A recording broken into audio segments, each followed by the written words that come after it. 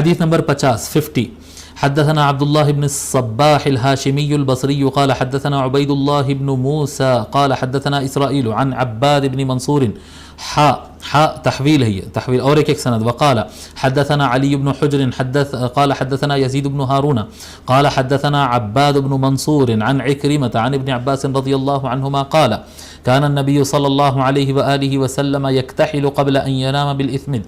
حضرت عبداللہ ابن عباس رضی اللہ عنہما روایت فرماتے ہیں، کہتے ہیں کہ نبی اکرم صلی اللہ علیہ وآلہ وسلم سونے سے پہلے اثمد سرما اپنی آنکھوں میں لگایا کرتے تھے. ٹھیک ہے، ثلاثا فی کل عین، دونوں آنکھوں میں، ہر آنکھ میں 3 مرتبہ.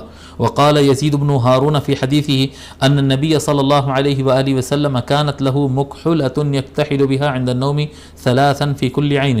اور یزید بن ہارون اپنی روایت میں، اسی روایت میں اور اضافہ کرتے ہیں کہ نبی اکرم صلی اللہ علیہ وآلہ وسلم کے پاس ایک سرمدانی تھی جس سے وہ سوتے وقت اپنے دونوں آنکھوں میں 3 مرتبہ سرما لگایا کرتے تھے. جیسا کہ میں بتایا کہ یہ حدیث میں 3 مرتبہ کا ذکر ہے اور یہ سند نہایت ضعیف ہے.